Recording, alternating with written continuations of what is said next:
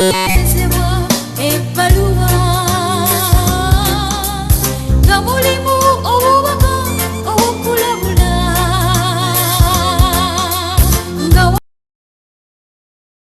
sekinnoomu, omusajja, omukazi, ate bwe nakomawo nabigaba byonna. Njagala otegeere nti obugagga si bwe busobola okuyamba okufuna obulokozi, n'olina kuyita mu Yesu. Neegayirira abadiikoni bonna n'abaweereza bakatonda bali mu kkanisa, bambi mukolaganire wamu n'abasumba bammwe. Desemba 19, 1887 bwe namala okulya ekyemisana, natandika okuwulira obulumi obw'amaanyi. Bannange nga tebukkirizika, mbutuufu ne ndowooza nti ngenda kufa, era mutuufu ne mba nga sikyategeera. Bwe nazuukuka nga wayiseewo emyezi 4, nawulira nga bannaye ndi mu mbeera etasobola kwetegeera, era ne mmanya nti mutuufu naatera okufa, era n'omusawo n'aŋŋamba nti naatera okufa, kubanga omubiri gwange gwonna gwali gusanyaladde. Kati famire yange teyakkiriza bantu ba mu kkanisa kujja kundaba. Era ekyaddirira n'enfa. Bwe nafa, nalaba abantu abayingira mu kisenge mwe nnali, naye abantu bano abayingira mu kisenge bayitira mu kisenge, tebayitira mu luggi. Ne mbabuuza nti mmwe baani? Banaye ennyumba yange esobola okugwa singa muyingira mu nnyumba yange nga muyitidde mu kisenge bwe mutyo. Omu ku bo n'aŋŋamba nti tuli bamalayika tusindikiddwa okuva mu ggulu. Ekitangale ky'amaanyi kyali kyako okuva mu bamalayika bano. Malayika yali ku ddyo n'aŋŋamba, nkolera Yesu obulimu obw'okunona abantu ku nsi. Era Yesu yaŋŋambye nzije ku nsi, yaŋŋambye nkutwale, kubanga oli mufu. Naye engeri y'okuba nti famire ye ekaaba nnyo, yagambye agenda kwongerayo akakisa akalala k'okubeera ku nsi. Naye kati nga tonadda ku nsi, ayagala kusooka kulaga ku Geyeena n'eggulu, osobole okuddayo ku nsi, osobole okujulira. Olwo ennamba y'abantu abasibira mu Geyeena esobole okukendeera, n'abo bagenda mu ggulu ennamba yaabwe esobole okubeera ennene. Era kino ky'ogenda okubeera ng'okola. Mukama yatugambye tugambe nti tolwa, kubanga singa olwa oyinza obutasobola kulaba ku Geyeena na ggulu.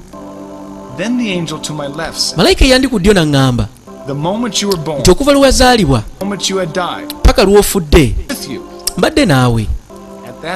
Mu kaseera ako saasobola kutegeera malayika kiki yali ayogera, naye kati nsobola okukitegeera. Ne ŋŋamba bamalayika, bane sisobola kgenda nammwe, bane nze ndi musumba, sisobola kusisinkana Mukama mwene embeera embi gye ndimu. Bane mbadde muntu wa malala, bwe nasisinkana Mukama mwene embeera gye ndimu agenda kunnenya bunenya, kuba mbadde neepanka nga ndi mulwadde, kugamba nga neeraga, era ensonga lwaki ne Mukama atuuse okunkuba ekirwadde kino. Bambi muddeyo mu ggulu mugambe Mukama Alisa ajja ntwalire mu ggulu mu kirooto, bambi mugende munneegayirireko ku lwange. Naye nga malayika tebasobola kumpuliriza, ne bajjako engoye zange, ne baŋŋamba nti engoye zange zaalimbye okwambalibwa mu ggulu. Jjukira Bayibuli eyogera ku ngoye zino mu Kubikulira 19:8. Bayibuli egamba nti naweebwa okwambala bafuta entukuvu ennungi, kubanga bafuta eno bye bikola eby'abatuukirivu eby'abatukuvu bonna abali mu ggulu. Kati musajja wattu ebintu byonna bye yalaba ne Bayibuli ebijuliza. Jjukira ngenda kubanga nkuwa ebyawandiikibwa mpola mpola, tuleme kubeera nga tulaba bulabisi n'emeeno oba bujulizi buno, naye tubeere nga tufuna ekyokuyiga. Kale nno gwe wandibadde ofuna peeni n'olupapula, tweyongere okubeera nga tuyigirizibwa Omwoyo Omutukuvu. Ne banyambaza engoye entukuvu oba enjeru ennungi, era ne twambukira ddala mu ggulu mu bbanga. Bwe twatuuka mu bire, ne ntunula wansi ne ndaba ng'ensi ntono. Ne bampisa ku nguudo eza zaabu. Jjukira Bayibuli ezoogerako mu Kubikulira 21:21. Ne mbuuza bannange ate ekitangaala kiva ludda wa? Ne baŋŋamba kiva mu ggulu. Ne ŋŋamba bannange nga kiyitirivu obulungi. Kati bwe nategereza ennyo ne ndaba abantu abambadde engoye ennungi jukira abantu bano abambadde engoye ennungi bayibuli eboogerako mu kubikkulirwa 7:13. jukira bayibuli awo omu ku bakadde bwe yabuuza omwami ono Yokaana n'amubuuza n'amugamba nti baani abo abambadde ebyambalo ebyeru? ne mugamba nti mukama wange simanyi gw'omanyi. n'agamba nti bano be baava mu kubonaabona luulu 12 buli gumu ku miryango gwali gwa luulu emu. buli muntu yenna anayingira mu ggulu ateeka okuyitira mu wankaaki zino. twali tuyimiridde ku geeti y'amaserengeta. kati bwe twali tulinda geeti yeggule nembuuza bamalayika lwaki geeti eruddewo okuggulawo? malayika nanziramu naŋŋamba ne baŋŋamba kubanga tuli mu kusinza nnyimba za ggulu. nembuuza bamalayika banange nze nali muntu wa malala era ensonga lwaki ne mukama yankubye n'ekirwadde kino kubanga nali simanyi na kuyimba nnyimba za ku nsi. kati nyinza nti okuyimba ennyimba z'omu ggulu ze siwuliranga nako? malayika ne banziramu osirise era weeyita ow'akabi naye weeteeketeeka okusinza newankubadde ng'obadde muntu wa malala naye kati ogenda kuyimba. bamalayika ne batandika okuyimba. bwe batandika okuyimba natandika okuwulira nga nange ate nyimba nabo ng'ekintu bannange kyekola bwekozi. bannange endabika y'eggulu yali nnungi nga sisobola naginnyonnyola na bigambo byange. sirina bigambo bya ku nsi bye nsobola kunnyonnyola ndabika yaggulu engeri gyalimu ennungi. bana yali nnungi neŋŋamba naye mukama weebale newankubadde nga mbadde muntu wa malala osobodde okumpa ekisa okundeetako mu ggulu. ne mpulira eddoboozi nga liŋŋamba omwagalo wange omusumba paaka nkwaniriza mu ggulu. otambudde olugendo luwanvu okusobola okujja mu ggulu. bana eddoboozi lira lijjudde ekisa n'okwagala. nze nenziramu nga nkaaba amaziga. ne ŋŋamba mukama bamalayika mangago ne baŋŋamba obadde musumba okumala ebbanga tokimanyi byawandiikibwa nti teri maziga mu ggulu? kituufu bayibuli ekyogerako mu kubikkulirwa 24. bane nali sisasobola nakkaaba. katono mukama nambuuza ebibuuzo 5. omala budde ki ng'osoma ekigambo kya katonda? owulira ebibuuzo ebiri mu ggulu. omala budde ki ng'osoma ekigambo kya katonda? bana abooluganda tulina okusoma ekigambo kya katonda. ebimu ku bibuuzo ebibuuzibwa mu ggulu. omala budde ki ng'osoma ekigambo kya katonda? kyova olaba Yoswa essula esooka n'akanyira k'omunaana bayibuli eyogera negamba nti ekitabo kino eky'amateeka tekivenga mu kamwako naye onookirowoolezangamu emisana n'ekiro olyoke weekuumenga okukola byonna ebirimu ebikiwandiikiddwamu kubanga bw'otyo bw'onooterezanga ekkubo lyo era bw'onaaweebwanga omukisa bw'otyo. kati abooluganda bwe tubanga twagala omukisa okuva eri katonda tuteeka okubeera nga tusoma ekigambo kye. owaayo kyenkana ki? owulira bananga abooluganda ebibuuzo ebiri mu ggulu. owaayo kyenkana ki? abooluganda bwe tubanga tetwagala kuwaayo eri katonda nga gwe sente zizo ku bubwo toziwaako katonda, ennyumba yiyo ku bubwo, nyumba tokkiriza bantu balala ba katonda kugibeeramu, oyinza okuba nga tosanyukiza katonda mu ngeri emu oba endala kubanga jjukira bayibuli yogera mu ngero 3:9 negamba nti osanga mukama katonda ekitiibwa n'ebintu byo byonna by'olina. kati gweobanga ebintu bye tebissaamu katonda kitiibwa nga tebiweereza katonda oyinza okuba nga olina ekyokuddamu mu ggulu oba oli awo mu geyeena mu ngeri emu oba endala. omaze ebbanga ki emirundi emeka gy'omala ng'obuulira enjiri? bannanga abooluganda tulina okubuulira enjiri kubanga emu ku katale eddene oba komishoni ennene katonda gyatuwa Yesu gyatulekera Marko 16:15 bayibuli yogera negamba nti mugende mu nsi zonna mubuulire enjiri eri ebitonde byonna. oyo akkiriza n'abatizibwa alirokoka naye alibaaganye guliba gumaze omumusinga. kati mu ngeri emu oba endala omuntu agaana okubuulira enjiri aba agaanye okukola omulimu omukulu Yesu gwe yatuwa ng'atulekera mu Marko 16:15 oba awo oyinza okuba nga ogaana okubuulira enjiri olw'okuba nti owulira ensonyi nga banno bajja gamba nti munnange otandise okubuulira enjiri ogwagwa wadde olwo Yesu oba otandise omukwatibwa ensonyi. jjukira bayibuli eyogera mu Baluumi essula esooka n'akanyirako 16 bayibuli yogera negamba nti enjiri tenkwasa nsonyi kubanga ge maanyi ga Katonda olw'okulokola buli akkiriza. Did you tithe properly? Owaayo bulungi ekimu eky'ekkumi. Abooluganda bannange muwulira, tulina okuwaayo ekimu eky'ekkumi. Kyova olaba Bayibuli eyogera mu Malakayi 3:8 Katonda atandika abuuza ng'agamba nti omuntu alinyaga Katonda, naye mmwe munnyaze nze ne mwogera nti twakunyaga tutya. Mwanyagako ebimu eby'ekkumi n'ebiweebwayo. Kale bannange abooluganda, bwe tuba nga tuli bakusanyusa Katonda nga tulina okuyingira eggulu, tuteekwa okubeera nga tuwaayo ebimu eby'ekkumi n'ebiweebwayo. How much time did you spend in prayer? Omala budde ki ng'osaba? Bannange abooluganda, budde ki bw'omala ng'osaba? Ebimu ku bintu Katonda byatunulira nga tuli mu ggulu kye kintu ekiyitibwa okusaba. Oteeka okuba ng'omala obudde obumalako mu ssaala. Kyova olaba Befeso 6:18 Bayibuli egamba nti nga musabanga buli kiseera mu mwoyo n'okwegayirira kwonna era n'okwegayirira okw'abatuukirivu bonna.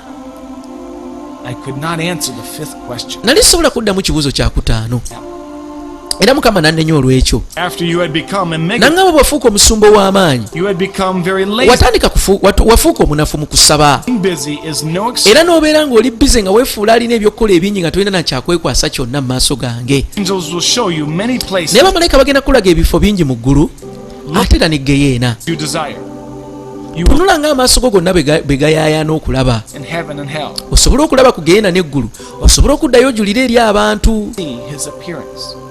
Mukama teyannganya kulaba bwenyi bwe. First took me to 3 different. Okusookera ddala Mukama yantwala ewali abaana abato. In the first place. Owulira, omanye abaana abato Bayibuli eboogerako. Matayo 19:14 Bayibuli eyogera negamba nti muleke abato bajje gye ndi kubanga abalinganga abo obwakabaka bwa Katonda bwabwe. I saw little children living together. Nalaba abaana abato nga bakuŋŋaanidde mu kifo kimu. Second place was where the adults lived. Era bwe twabaawo ne ndaba ekifo abakulu gye babeera oba bakadde. Were where the souls were that had barely Era ne ndaba n'ekifo ekirala emyoyo egyayita ku lugwanyu made it into heaven. we gyatuukira egyayita ku lugwanyu okuyingira eggulu. Many people had asked me how old. Abantu bangi bambuuza nti abaana bano bawalaba mu ggulu baali benkana batya. Appeared like kindergarten. Balinga abaana ba kindergarten. Not little boys or girls. Nga tewali muwala oba wadde mulenzi. Each child had their own angel. Naye nga buli mwana yali alina guardian angel oba malayika omukuumi. Jjukira kino Bayibuli ekyogerako mu Matayo 18:10. Bayibuli eyogera negamba nti mulabe nga temunyooma omu ku abo abato kubanga mbagamba nti mu ggulu bamalayika baabwe abakuumi batunulira ennaku zonna kitaffe ali mu ggulu. Kati nga kitegeeza abaana bano abalina ba guardian angel kituufu ne Bayibuli ekyogerako. In heaven, mu ggulu souls will have their own. buli mwoyo gwonna gulina amayumba. However, naye ate some who did not have homes. abamu tebaalina mayumba. Kati njagala nkubuulire, omanyi Yesu bwe yali agenda yatulekera ekigambo kimu ndooza kiri awo mu Yokaana 14:2. Yesu yatugamba nti mu nnyumba ya kitange mulimu ebifo bingi. Kugamba Yesu yali ategeeza mu nnyumba ya kitaawe, yali ategeeza eggulu ye nnyumba ya kitaawe eyo yali ayogerako. Yagamba nti mulimu ebisenge bingi. Kugamba mu ngeri emu oba endala ng'ategeeza nti mu ggulu erya Katonda mulimu amayumba amanene gaggadde. Bayibuli ey'oluzungu egayita mansions. Bayibuli Yesu yayongerako n'agamba nti singa si bwe kyali bwe kityo nandibagambye ngenda kubateekerateekera ebifo then nate nkomewo mbatwale eyo gye ndi nammwe mubeere eyo. Kati ge mayumba ago omusumba paaka ge yalaba. There were some who did not have homes. Naye ate nga waliwo abataalina mayumba. Explain this later. Yakikunyonnyola kino. Moreover, the children did not have their own. Naye ate nga n'abaana nabo tebalina mayumba gaabwe. I asked. Ne mbuuza, The children are also. n'abaana nagyo myoyo, Why don't they have their own? lwaki ate tebalina mayumba gaabwe? The angel replied. Bamalayika ne banziramu Just as the people on earth nti ng'abantu abali ku nsi to build their homes, bwe beetaaga building materials oba ebizimbisibwa okuzimba amayumba gaabwe, to build here. ne mu ggulu bwe kityo bwe kiri Person serves the church. nti omuntu bw'aweereza obulungi mu kkanisa ye Lord, n'aweereza Katonda, seeds will become. ebyo bikolwa ebirungi by'aba akoze ku nsi nga tannafa bifuuka building materials ezigenda omuzimbisiza ennyumba mu ggulu. Materials are provided. Kati building materials bwe ziweerezebwa mu ggulu, Will go to work on Katonda alagira bamalayika okuzimbira omuntu oyo aba aweereza building materials mu ggulu ennyumba. below the accountability Kati olw'okuba nti abaana abamu bafa nga tebannaba kutuuka mu myaka egy'okweyinza, to build a home. ensonga lwaki baba tebalina They did not have the time kadde ka kuzimba to earn their rewards. kusobola kufuna mpeera na kufuna building materials okuzimbibwa ennyumba mu ggulu. Do not have homes. Ensonga lwaki tebalina maka. I continued with my question. Ne neeyongerayo n'ebibuuzo byange. What shall I do on earth? Ki kye mba nkola More materials. okusobola okufuna building materials ezimala mu ggulu okunzimbira ennyumba yange? Angels replied. Bamalayika ne banziramu. There are 7 things Waliwo bintu 7 omuntu by'alina okukola build up their material. eri abo abaagala okuzimbibwa ennyumba mu ggulu. The first, Ekisookera ddala, accumulation of worship and praise to God. owulidde omwami kyayogedde nti oteeka okubeera ng'okuŋŋaanya okusinza okumala. Kati bulijjo okoma okubeera ng'okuŋŋaanya okusinza okumala ne kugenda mu ggulu. Okusinza kuno kufuuka building material egenda okubeera ng'ekuzimbira ennyumba, oba building materials ezigenda okubeera nga zikuyamba okuzimbira ennyumba mu ggulu. Kati bannanga abooluganda, tulina okusinziza ddala Mukama mu mwoyo ne mazima. Kyova olaba Yokaana 4:3 Bayibuli egamba nti naye ekiseera kijja era nga kituuse abasinza Mukama lwe banaamusinzizanga mu mwoyo ne mazima, kubanga Katonda gwe mwoyo, n'abo bamusinza kibagwanira okumusinza mu mwoyo ne mazima. Kale n'abooluganda, tulina okusinza Mukama mu mwoyo ne mazima bwe tuba nga tunaafuna building materials mu ggulu. The second is their time spent Ekyokubiri in the Bible. ke kaseera k'omala ng'osoma Bayibuli, nakikubuulidde dda. Spent praying. Era akaseera ekintu ekyokusatu bbanga ly'omala ng'osaba. Spent evangelizing. Ekyokuna ekiseera ky'omala ng'obuulira enjiri. One's offering. Era n'ebiweebwayo by'omuntu. Sixth, Ekyomukaaga obedient tithes to God. ekimu eky'ekkumi eky'obugonvu. And serving the church. Era n'ekyomusanvu okuweereza mu kkanisa mu ngeri emu oba endala n'abasumba bo. Obedience, in which one accumulates materials. Kati omuntu obanga osobola okuweereza mu bimu ku bino byonjogeddeko omusanvu, Areas. oba osobola okuweereza building materials mu ggulu ezigenda okuyamba okuzimbira ennyumba. There were numerous people in heaven, Nalaba abantu bangi mu ggulu many who did not have homes, naye nga abasinga ku bo tebaalina mayumba. deacons, Abasinga ku bo nga badikoni, elders, etc. abakkiriza n'abakkiriza abalala aba bulijjo n'abasumba. Where do the children live? Nembuuza, ate abaana babeera luddawo abatalina mayumba? They live here, Ne banziramu nti babeera wano. around, Bwe neetegereza ennyo throughout the garden of flowers. nalaba nga beetooloddwa oba nga bali mu nnimiro eyali ejjudde ebimuli, And the fragrance was era nga out n'ennimiro eno yali evaamu akaloosa akaali ak'amaanyi. of what I could describe with my words. Banne sisobola kunnyonnyola bulungi engeri ennimiro eno gye yali erabikamu n'ebigambo byange. Was for faithful adults. Kati netuuka mu kifo ewali Difference between salvation. abeesigwa, abaweereza bakatonda abaali abeesigwa. Waliwo enjawulo wakati w'obulokozi n'empeera. The homes were built with beautiful. Abantu bano abaali bakkiriza Katonda nga bakoledde Katonda mu ngeri ey'enjawulo, baali balina amayumba agazimbiddwa mu ngeri eyali ey'enjawulo, nga gazimbiddwa n'amayinja ag'ebbeeyi. Faithfully served the Lord while living on earth had their homes built. Abantu abaali baweereza Katonda nga bakyali ku nsi n'obwesigwa, be baali balina amayumba agasinga obulungi mu ggulu. Their place. All the people looked around the age Kati bwe natunula mu ggulu, 30 years old. abantu abasinga mu ggulu balabikira wakati w'emyaka 3 n'35, Marriage to nga Jen. teri mukadde And there were no. ate nga teri mukazi wadde musajja, wabula bonna nga balabika mu ndabika y'emu. I once knew an elder Waliwo omukadde omu gwe nali mmanyi, yali amanyiddwa nga Owaniyo, died at the age of 65 years. yafiira ku myaka 65. Very short man. Yali musajja mumpi nnyo, All as second graders in elementary school. butuufu yali mumpi nga yenkana ng'omwana owa pittu. A rare disease called rickets. Yali afudde olw'ekirwadde ekyali kimuse nga kimanyiddwa nga rickets. He was a PhD. Naye omwami no yafiira Written many era copies alina PhD mu Bayibuli. of heaven. And there he was tall and Naye we namulaba mu ggulu, yali musajja muwanvu bannaye ng'alabika bulungi. heaven is a very wonderful Bannange eggulu kifo kirungi nnyo, expectations. kyesaagala muntu yenna kusubwa, Saying, beloved people, kubanga sobola kinyonnyola n'amaaso gange na mu bigambo byange ne nkimala. was for those people who were shamefully saved Ekifo ekirala we nagenda kye kifo ekyalimu abo abantu abayita ku lugwanyu okuyingira mu ggulu. in size. Several times bigger than Ekifo kino kyali emirundi nga 10 kinene okusinga ekifo kiri ekirungi omwali abantu ba Katonda. I arrived at this place at great speed. Natuukira mu kifo kino ku sipiidi yali y'amaanyi nga ndi ku magaali. It was very far from the other. Kyali walako okuva ku kifo kino omwali abantu ba Katonda ekyali ekirungi omwali amayumba amanene. I see great wilderness. Naye nga bamalayika tibane ndaba ettale Why do I? n'ennimiro, naye nga siraba mayumba. The angel replied, Bamalayika ne banziramu, what you are seeing, kyolaba ge mayumba. I saw huge, wide, Bwe neetegereza nnyo ne ndaba agayumba agapyabyatavu, which reminded me of a large ne chicken kinkizukiza agayumba g'enkoko agabi, warehouse. oba agayumbayumba agatali galungi kutunuulira. Glorious, but shabby. Bannange tegaali ga kitiibwa nga gabi, And homes were for souls who were shamefully. Bamalayika ne baŋŋamba nti zino ze zaali ennyumba eri abo abantu abayita ku lugwanyu okuyingira eggulu. This village is several times bigger. Ekyalo kino kyali kinene nnyo okusinga ku kyalo kiri omwali abantu abaalokoka abayingira mu mayumba amalungi.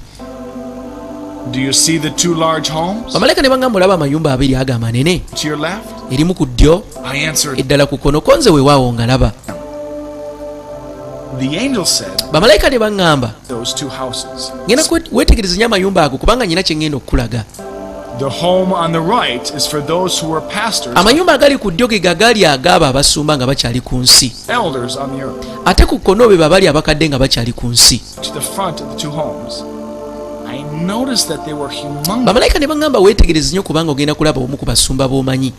Bwe neetegereza nnyo, And entered.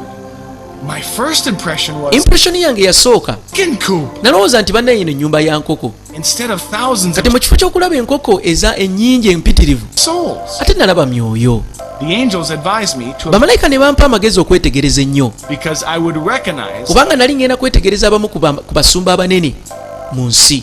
it was true. Bannange kyali kituufu. As many pastors from Nalaba basumba bangi nnyo. I specifically picked out one pastor. Waliwo omusumba omu gwe neetegereza ennyo. I know that Korean pastor. Ne ngamba bannaye omusumba oyo omukoleya mumanyi. Yes, he was. And the work he had done for Yali them, musajja w'amaanyi nnyo ku nsi, yali aweereza Katonda maanyi. I do not understand.